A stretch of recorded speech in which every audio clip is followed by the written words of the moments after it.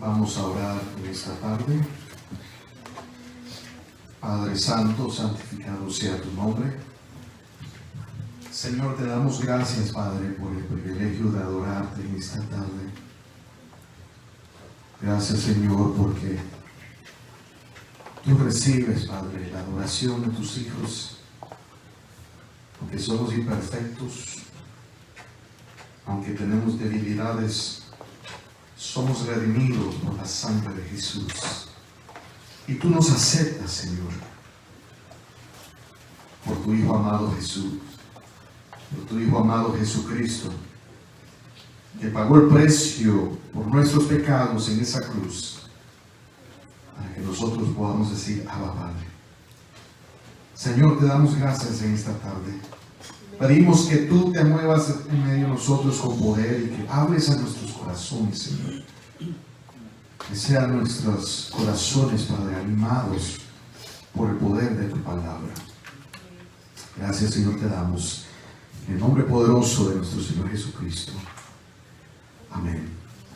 Gloria a Dios. Le pido, hermanos, que si pueden abrir conmigo, pueden abrir sus Biblias, al libro de Romanos, capítulo 8. Romanos, capítulo 8.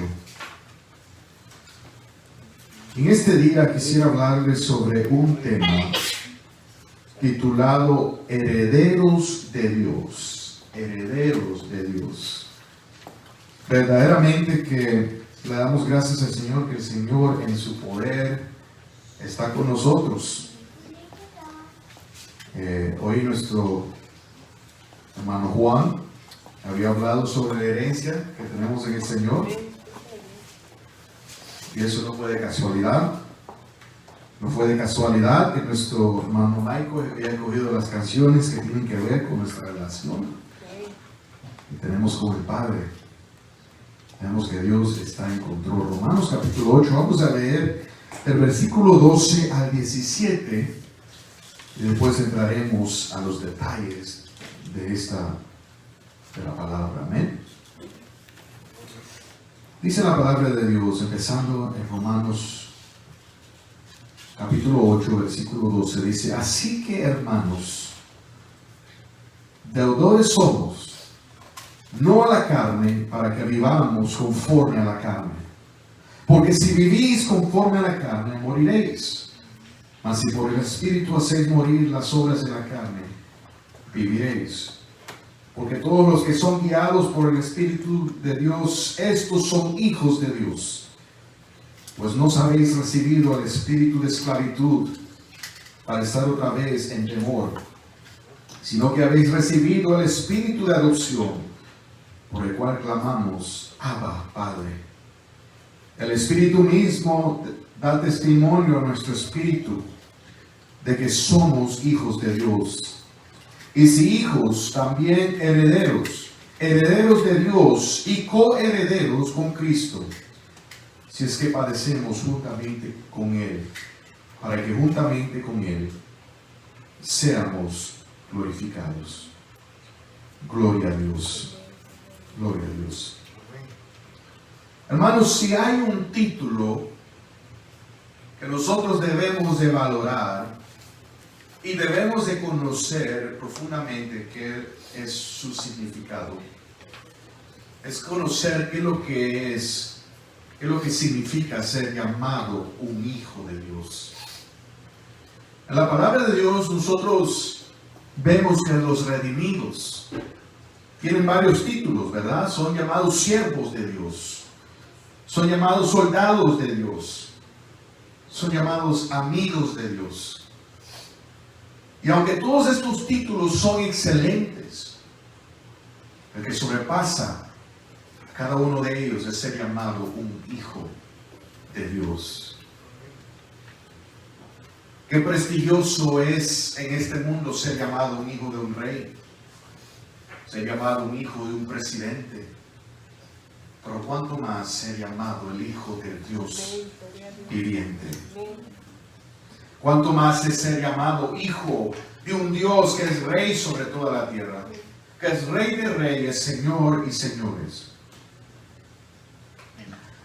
Algo que pasa en diferentes áreas y particularmente en el cristianismo es que después de escuchar cosas en repeticiones, hay frases, palabras que pierden la profundidad de su significado porque empezamos a acostumbrarnos a oír las cosas que ya no nos dan esa emoción que nos daba al momento.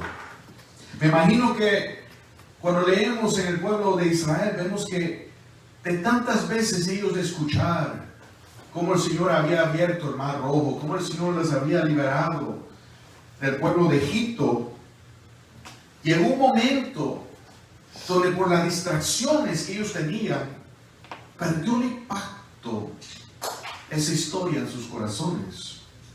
Y hay una palabra, hermanos, que describe esto que es tan peligroso en la vida del creyente, y es la desensibilización.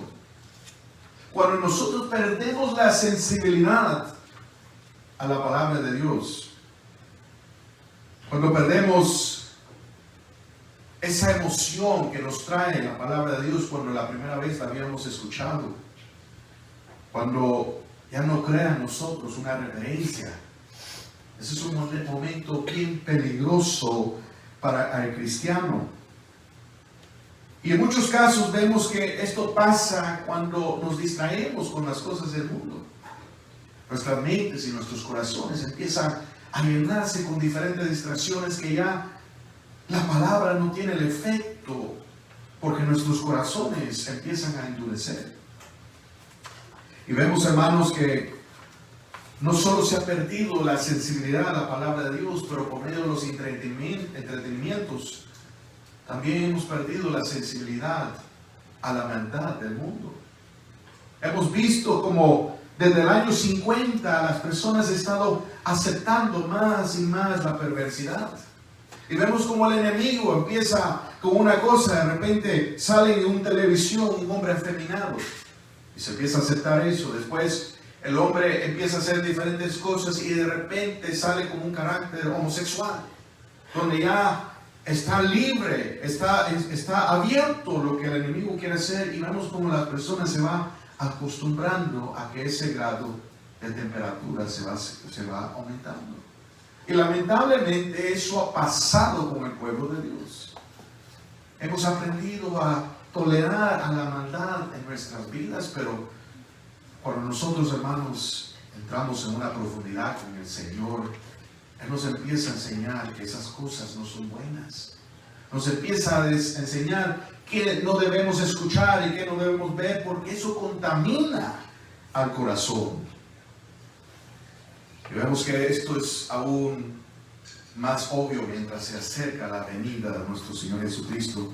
Gradualmente el diablo ha desensibilizado la cultura a aceptar a las cosas violentas y perversas como cosas normales.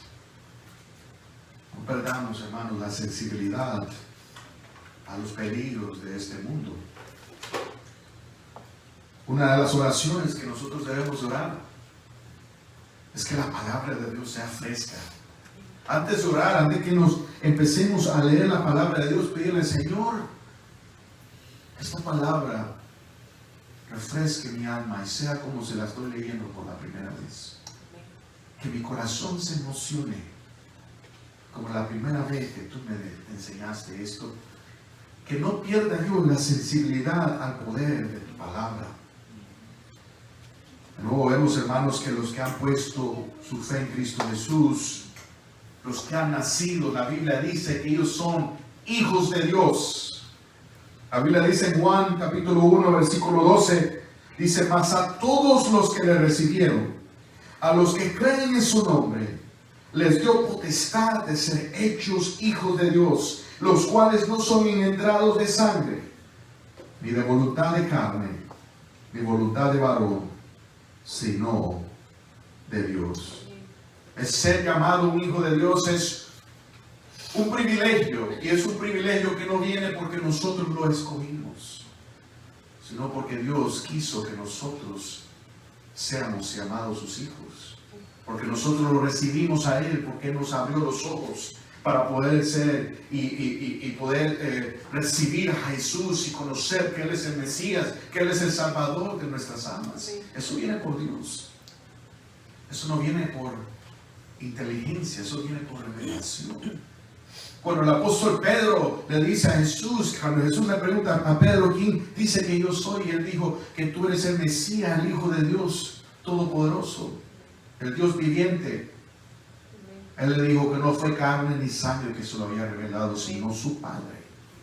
Si nosotros creemos en Cristo como nuestro Salvador, es porque el Padre se lo ha revelado. Y por eso debemos orar por las personas inconversas, que sea Dios que le revele a ellos esta verdad. Un pastor en 1800, J.C. Ryle, dice esto: el hijo de un padre terrenal mira naturalmente a su padre en busca de afecto, provisión y educación. Hay un hogar siempre abierto para él. Hay un amor que en general ninguna mala conducta puede extinguir por completo. Todas estas son cosas que pertenecen incluso a afiliación de este mundo. Piensa entonces cuán grande es el privilegio de ese pobre pecador que puede decir de Dios: Él es mi Padre. Que puede decir de Dios: Él es mi Padre. Si conocemos qué es lo que significa ser un Padre. Dios es un buen Padre, que conoce nuestras necesidades aún antes que nosotros se las pedimos. Dios es un Padre que está involucrado en la vida de sus hijos. Él no es un Padre ausente. Él no es un Padre que no le importa el sufrimiento y los padecimientos de sus hijos. Y debe ser nuestra misión y nuestro diario vivir, conocer qué es lo que significa eso, que Dios es mi Padre. Como decía la canción, yo soy su hijo. Aún nuestro Señor Jesús, cuando nos enseña a orar, nos enseña primeramente decir Padre nuestro, ¿verdad? Porque hay algo tan importante en nosotros reconocer la relación que tenemos con Dios, que nos anima y nos da fe para orar. El conocer nuestra relación con Dios grandemente impactará la valentía en cuando nosotros oramos, la fe que tenemos en la oración, que podemos decir: mi Padre me ama. Yo le puedo orar y saber que las cosas que yo le voy a pedir, que realmente necesito, Él me las va a dar. Porque Él me ama más a mí que yo le amo a Él. ¿Y qué le importa lo que nosotros estamos pasando? Y no solo, hermanos, para pedir por nuestras necesidades materiales, pero también para pedir perdón. También podemos venir al Padre y saber que Él me ama, que Él me quiere perdonar. Yo no le tengo que esconder de Él. No tengo que esconderle nada porque Él ya lo sabe. Pero su deseo es que nos arrepentamos. Para nosotros leemos, hermanos, del hijo pródigo. El hijo pródigo tuvo la valentía de volver a la casa de su padre porque Él se acordó de que aún los obreros, los jornaleros, los que eran siervos del Padre, dice que tenían abundancia de pan. Vaya conmigo a Lucas capítulo 15. Mira lo que dice. Lucas 15, en versículo 17. Eso es lo que dijo el hijo pródigo después de que ya se miraba enfrente de los chanchos, se miraba enfrente de la mugre, se miraba ya pobre, sin un centavo. Y dice esto, dice en versículo 17, y volviendo en sí, se acordó de su mente, dijo: ¿cuántos jornaleros, que son trabajadores, siervos, dice, en casa de mi padre tienen que, no solamente pan, pero abundancia de pan, y yo aquí perezco de hambre? El hijo pródigo reconoció que este Padre tan bueno, que representa a nuestro Padre Celestial, aún sus obreros, no solamente sus hijos, pero los que le servían a Él, tenían abundancia de pan, no eran pobres. Él cuidaba de sus obreros. ¿Cuánto más de sus hijos? ¿Cuánto más a los que no solamente son sus obreros, sino Él les ama con ese amor y esa relación de ser llamado hijo. Es tan importante es eso lo que Él había dicho acá, ¿verdad? Y dice el versículo 18, vemos que aún un simple obrero tenía algo y era deseable aún para este padre. Dice el versículo 18 más, me levantaré e iré a mi padre y le diré, Padre, he pecado contra el cielo y contra ti. Y no soy digno de ser llamado tu hijo. Hazme como uno de tus jornaleros. Y levantándose vino su padre, cuando aún estaba lejos, lo vio su padre y fue movido a misericordia. Y corrió y se echó sobre su cuello y le besó. El hijo le dijo, Padre, he pecado contra el cielo y contra ti. Ya no soy digno de ser llamado tu hijo. Pero vamos aquí, es interesante, el padre ni le responde. Solo dice, pero el padre dijo a sus siervos, sacad el mejor vestido y vestirle y poner un anillo en su mano y calzado en sus pies y traer becerro gordo y meterlo y comamos y hagamos fiesta, porque mi hijo muerto era y ha revivido, se había perdido y es hallado. Comenzaron a regocijarse. Hermanos, esta es una porción de escritura que siempre debe traer alguna emoción a nuestros corazones. De ver el amor de Dios que tiene aun cuando nosotros pecamos contra Él, cuando venimos a Él en arrepentimiento, Dios nos recibe y no nos quita esa posición de ser llamados hijos. Cuando nosotros conocemos, hermanos, que Dios nos ama, no nos delatamos en arrepentirnos. No demoramos en confesar nuestros pecados al Señor, porque sabemos que el amor de Dios no se merece. El amor que Dios nos ha dado, Él no merece que nosotros estemos contra Él. Volvemos a Romanos 8.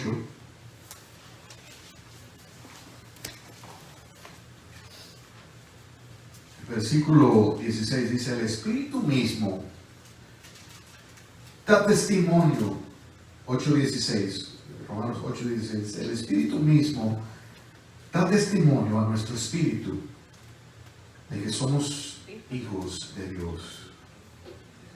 Unos hermanos, al que es un hijo verdadero de Dios, tiene un instinto profundo que le deja saber de que es hijo. Si nosotros, cuando leemos la palabra de Dios, el Espíritu Santo mismo nos enseña que esta escritura nos pertenece a nosotros. Esta palabra es para mí.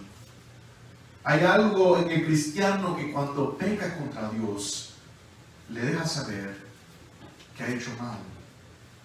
Y ese es el Espíritu Santo que dice acá. Si no amamos a otros cristianos, si no amamos a los hermanos, eso es probable que el Espíritu Santo no está en nosotros. Porque hay algo cuando una persona es salva, no solamente empieza a amar a Dios, pero empieza a amar a los cristianos. Eso nos dice el apóstol Juan, que nosotros no podemos decir que amamos a Dios si no amamos a nuestro prójimo. Y una de las cosas que nace en el cristiano es que pueda amar a personas que no son como él, que son diferentes, que tal vez tienen diferentes luchas, pero porque es parte de la familia de Dios, le ama. Vemos hoy en día, hermanos, que hay muchos que están en la iglesia y se están asimilando como si son hijos de Dios, pero lo hacen por tradición. Es bien importante que nosotros examinemos nuestras vidas para ver si verdaderamente somos hijos de Dios o tenemos el cristianismo como una tradición. Hay muchas personas que son personas morales, que viven vidas decentes, que van a la iglesia los domingos, enseñan a sus hijos a ir a la iglesia, pero no son hijos de Dios. Dios no guía su vida. La Biblia vemos que dice que pues los que son hijos de Dios son guiados por el Espíritu Santo. La manera que nosotros sabemos que somos hijos de Dios es porque el Espíritu guía nuestra vida y dejamos que Dios nos guíe. Dejamos que Dios tenga el dominio sobre nuestras vidas. Hay personas que van a la iglesia, que dicen ser cristianas, pero viven como le da la gana. Yo tendría duda que una persona viva de esa manera verdaderamente es hijo de Dios si no ha visto un cambio radical en ellos. Seguimos a, mira lo que dice el versículo 15, dice: pues no habéis recibido el espíritu de esclavitud para estar otra vez en temor, que habéis recibido, sino que habéis recibido el espíritu de adopción, por el cual clamamos Abba, Padre. Aquel es hijo de Dios, el Espíritu Santo testifica en sí. Nos deja saber que verdaderamente somos hijos y que si tenemos esa certeza que Dios es nuestro Padre y que Dios está en control, no debemos estar viviendo el temor. Hermanos, el temor no es de Dios. Cuando la Biblia habla de temor, que nosotros debemos temer a Dios, no está hablando en un sentido que le tenemos terror, pero habla en un sentido que le tenemos reverencia. La Biblia dice que el amor echa fuera el temor. El diablo quiere que nosotros caminemos en temor, que estemos atemorizados, que cuando veamos las noticias empezamos a tener ansiedad por nuestro trabajo, por nuestra salud, por la economía, por el país, por los eventos que están pasando en el mundo. Pero la Biblia dice que nosotros hemos sido libres del temor. El temor es la esclavitud del mundo. El mundo está bajo la esclavitud del temor porque no tienen la seguridad, no tienen la roca firme, no tienen la seguridad que Dios nos da, que Él está en control. El libro de Apocalipsis no es para que nosotros estemos atemorizados. Él nos enseña que Dios está en control, que Dios tiene la victoria y que no importa qué mal se ponga al mundo, Cristo triunfará y establecerá su reino. No importa que digan los demócratas, no importa que digan los rusos, no importa que digan los chinos, Cristo va a establecer su reino sobre la tierra. Amén, gloria a Dios. Lo va a hacer, por seguro. Le dice el versículo 17: y si hijos, también herederos, herederos de Dios y coherederos con Cristo, si es que padecemos juntamente con Él, para que juntamente con Él seamos glorificados. El tema de la herencia es un tema bien importante en las Escrituras. En la cultura hispana no se da mucha énfasis en lo que es la herencia, pero vemos que en las culturas en el este, en las culturas antiguas, en el mundo antiguo, en la cultura judía, hay mucha énfasis sobre lo que es la herencia. Posiblemente los hispanos, porque muchos de los países son pobres, no hay mucho que heredar. Muchos de los países latinos, la gente tiene muy poco.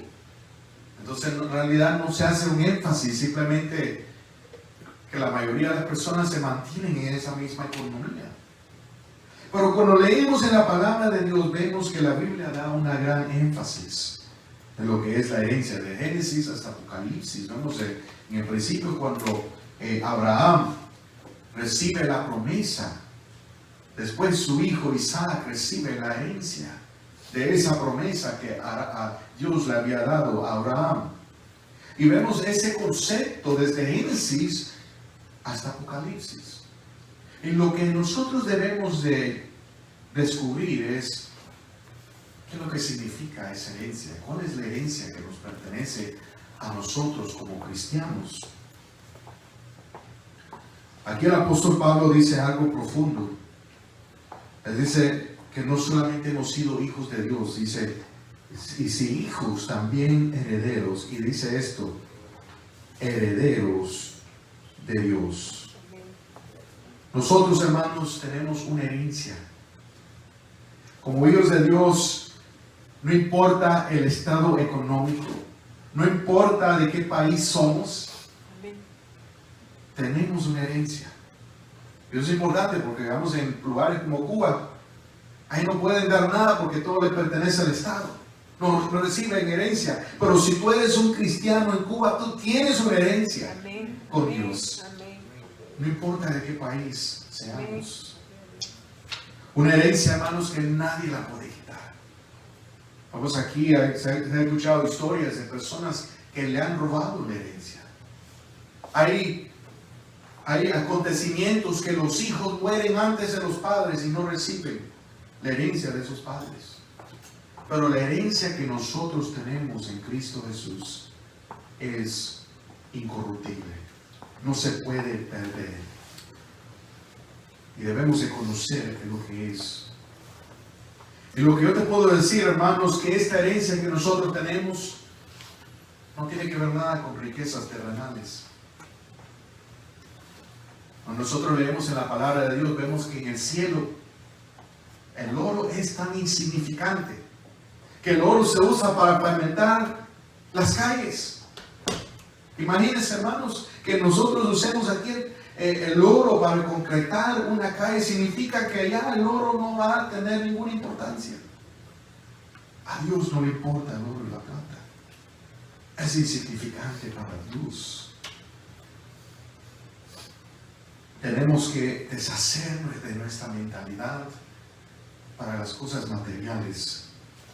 La Biblia dice que vendrá un día sobre la tierra donde el oro y la plata no tendrán valor, que las personas los van a tirar a la calle. Más va a valer un pedazo de pan que el oro y la plata. Dice, y si hijos también herederos, herederos de Dios. Esta palabra, quiero que nos enfoquemos, herederos de Dios. El hermano Juan había leído qué significa eso. Hermanos, la herencia que está para el creyente no es una porción terrenal, ni es una porción celestial, porque la herencia que Dios tiene para sus hijos es Dios mismo. Dios es nuestra herencia. Dios es nuestro premio. Y vemos algo bien interesante. Cuando nosotros leemos en el Viejo Testamento, vemos que el pueblo de Israel había entrado a la tierra prometida y el Señor divide la tierra entre las diferentes tribus. Pero había una tribu que no recibió un terreno. Y la Biblia habla de la tribu de Leví, y ellos habían recibido, dice que Dios iba a ser su herencia. Se lo voy a leer en Números 18:20, no tienen que buscarlo para que pasemos ligeramente. Dice, y Jehová dijo a Aarón, de la tierra de ellos no tendrás heredad, ni entre ellos tendrás parte. Yo soy tu parte y tu heredad en medio de los hijos de Israel. Vemos que las otras tribus habían recibido terreno para poder construir, para poder edificar, para poder cultivar la tierra. Pero para la tribu de Leví recibieron el privilegio de servir a Dios como sacerdotes, de estar adentro de la presencia, en el templo donde estaba la presencia de Dios. Y la Biblia nos enseña que el tribu de Leví es como un símbolo del cristiano hoy, porque la Biblia dice que nosotros somos real sacerdocio. Somos, la Biblia dice que nos ha hecho reyes y sacerdotes. Y pues nuestra herencia es estar en la presencia de Dios, es servir a Dios. Y como hijos de Dios tenemos que dejar de buscar la felicidad en este mundo. Que sea Cristo, que sea Dios el que llene todo nuestro deseo mientras más se acerca la venida de Jesús. Deshaciendo las cosas que nos sirven de peso para que no entremos más profundo en la relación con el Señor. Hermanos, lo que Dios tiene para nosotros no lo podemos imaginar. Es tan grande lo que Dios tiene para nosotros que la porción que Él nos da para la aseguranza, la garantía, es el Espíritu Santo. Si nos podemos imaginar, si el Espíritu Santo es una prueba de lo que está por venir, ¿cuánto más los que será que está por nosotros, que Dios nos va a dar? Si el Espíritu Santo es el mismo Espíritu de Dios, es la garantía de la promesa, de la herencia que tenemos, ¿qué será lo que nos espera con Dios cuando estemos junto con Él?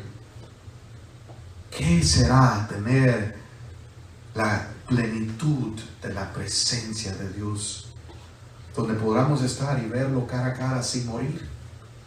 Porque ahora el poder, la santidad de Dios es tan grande que nosotros no le podemos ver, destruirá todo nuestro cuerpo por su gloria. Pero la Biblia dice que habrá un día donde nosotros le podamos ver cara a cara. Nuestra herencia es Dios.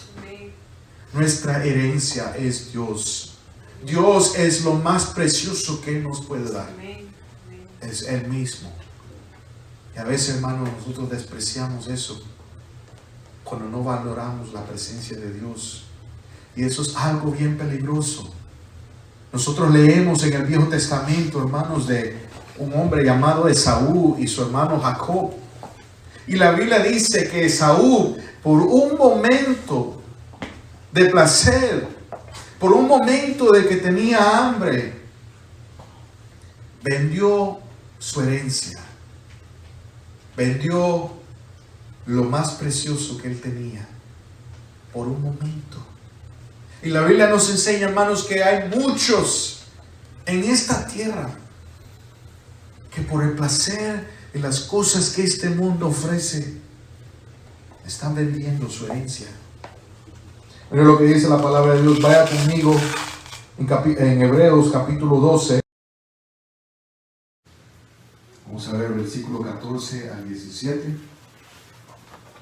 Y la palabra de Dios dice: seguid la paz con todos y la santidad, sin la cual nadie verá al Señor. Mirad bien que no sea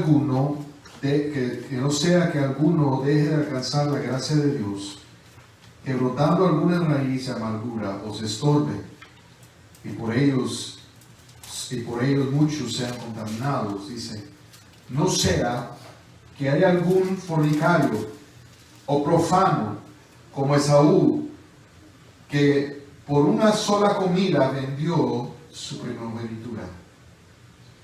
Porque ya sabéis que aún después, deseando heredar la bendición, fue desechado, y no hubo oportunidad para el arrepentimiento, aunque lo procuró con lágrimas.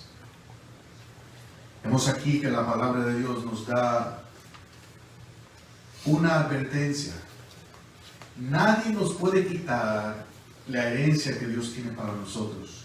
Nadie puede robar esa herencia, pero nosotros la podemos despreciar.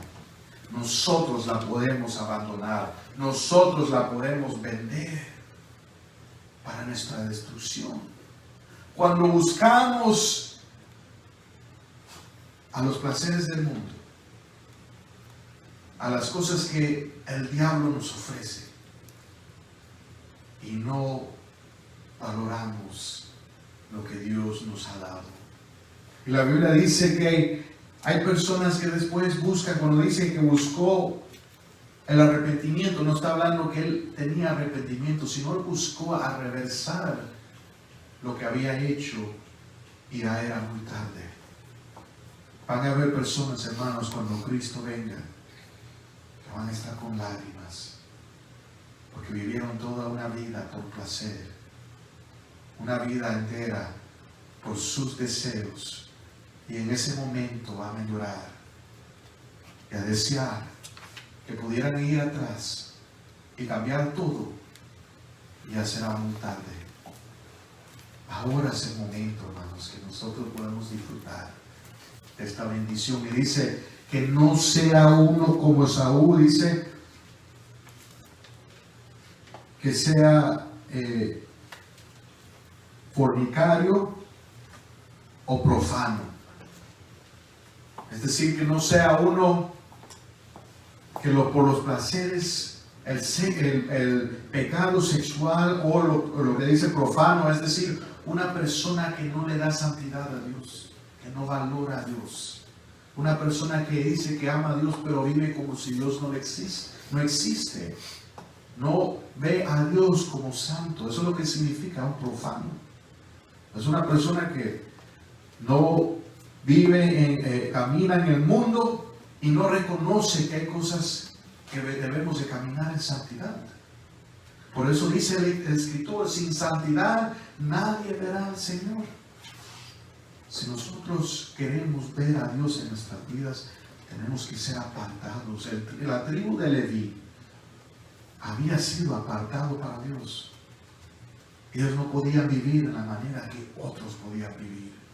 Si nosotros queremos disfrutar de esa herencia, porque hoy recibimos parte de la herencia, que es el Espíritu Santo. Si queremos disfrutar de esa riqueza, de esa fraternidad con el Espíritu de Dios, tenemos que caminar en santidad para poder recibir el gozo de lo que es que Dios es nuestra herencia. Amén. Vamos a orar. Padre Santo, Señor, te damos gracias, Padre, en esta tarde por tu santa palabra, que nos anima, Señor, a poner nuestros ojos a las cosas que vienen, que tú tienes para nosotros, Señor. Padre, en este mundo está lleno de dolor, está lleno de pruebas y de tribulación, pero tu palabra nos enseña, Señor, que pronto todo eso se acabará. Y pues, siendo tus hijos, Jesús nos enseña que tiene mansiones para nosotros disfrutar y vivir una vida contigo. Oh Señor, que nuestros corazones, Padre, estén preparados. Que empecemos a deshacer de nuestras vidas, de esos pesos, de esas cosas, Señor, que estorban nuestra relación contigo. Que abramos nuestros ojos para ver lo que es importante, Señor. Oh Padre, te pedimos, Señor, juntos en este día que tú traigas sanidad a nuestra hermana Delfina. Que tú, Señor, le sanes, Señor, de todo mal que ella siente. Te pido por mi esposa, Señor, yo pido en el nombre de Jesús que tú sanes, Señor, todo su sistema, Padre, digestivo, Padre, todos sus nervios, en el nombre de Jesús, tú sanes, Señor, completamente. Damos gracias, Señor, porque tú nos escuchas y tú nos amas. Y confiamos que tu sanidad vendrá sobre nosotros, sobre mi hija Sara, Señor.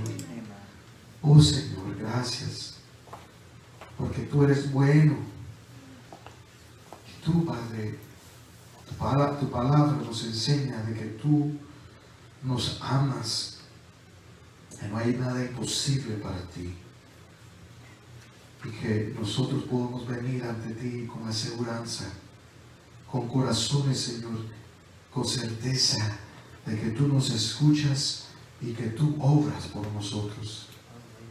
Yo pido por todos los que escuchan, Señor, en este día, que ven por el YouTube o ven por el internet, que no han confiado en ti, que ellos conozcan que tú le estás llamando al arrepentimiento, tú le estás llamando a esta relación, a que sean adoptados, Señor, a tu familia.